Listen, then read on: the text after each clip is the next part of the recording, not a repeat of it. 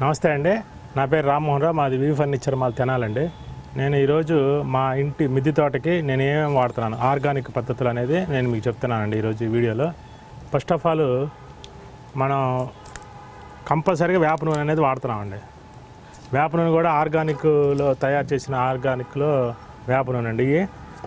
ఈ నూనె ఏం చేస్తామంటే అండి, వాటర్లో ఒక 20 లీటర్ల వాటర్లో 10 ml, ఎక్కువ వాడకుండా 10 ml వేసి ప్రతి చెట్టుకి స్ప్రే చేస్తామండి. ప్రతి చెట్టుకి దానివల్ల ఏమవుతుందంటే పురుగు పట్టకుండా ఉండిద్దండి. కంపల్సరీ వారం వారం చేసేస్తాం, ఇంకా పురుగు రాకుండా ఉండిద్ది. ఒకవేళ పురుగు రాలేదు కదని మనం కొట్టకుండా అశ్రద్ధ చేసామనుకోండి, పురుగు వచ్చిందనుకోండి, ఈ వేప నూనె మనం ఎంత కొట్టినా కూడా పోదనమాట. అందుకని ముందు జాగ్రత్తగా వేప నూనె కొట్టుకుంటాం. ఇంకొక మనకి లాభం ఏంటంటే అండి, వేప నూనె కొట్టడం వల్ల మనం ఇక చెట్ల దగ్గర తిరిగినప్పుడు దోమలు కూడా ఉండవు, మనలకు కూడా రక్షణగా ఉంటాయి. ఈ వేప నూనె కొట్టుకోవటం వల్ల ఇక్కడికి వచ్చినప్పుడు ఒక దోమ కూడా ఉండదండి. మా మిద్దె తోటలో అసలు దోమ ఏ టైంలో వచ్చినా దోమ అనేది ఉండదు. కారణం ఏంటంటే ఈ వేప నూనె అనమాట. అట్లాగే కంపల్సరీ వారం వారం కొడతామండి. ఇది రాసి పెట్టుకుంటాం అనమాట, సోమవారం వేప నూనె కొట్టాలి అని. అట్లాగే బుధవారం బలం మందు కొడతాం అనమాట. చెట్లన్నిటికీ బలం మందు, ఇవి కూడా ఆర్గానిక్లోనే. ఒక వారం పంచగవ్యం కొట్టాం అనుకోండి, ఒక వారం వచ్చరికి బలం మందు కొడతాం, ఒక వారం వర్మి వాష్, ఒక వారం మళ్ళీ బలం మందు. ఇట్లా 4 రకాలు తెప్పించామండి.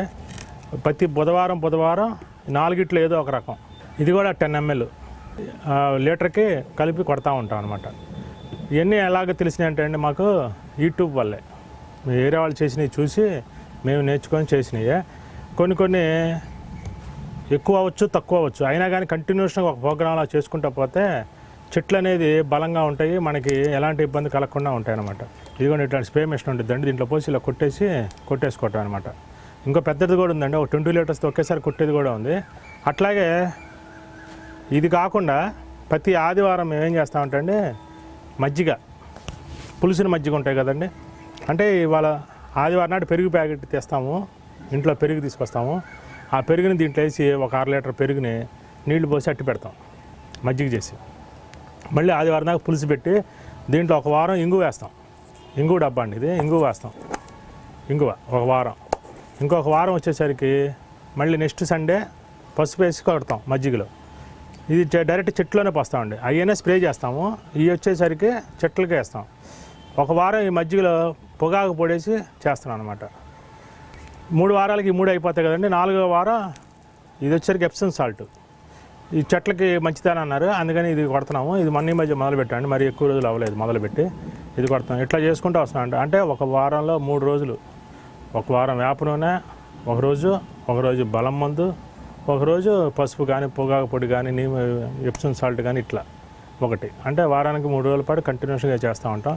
ఎప్పుడైనా సరే చీమలు పట్టినా వీటికి చీమల మందు పెడతాం. చెట్లకి చీమలు వచ్చినా కానీ, ఇంకొకటి పంక తెగులు అలా వస్తున్నాయి, ఇవన్నీ వేస్తుంటే రావు. ఒకవేళ వచ్చిందనుకోండి, చీమల మందు ఇట్లా డబ్బాలో పోసేసి హోల్స్ పెట్టుకున్నాము, వాటి మీద చల్లుతూ ఉంటాం అనమాట.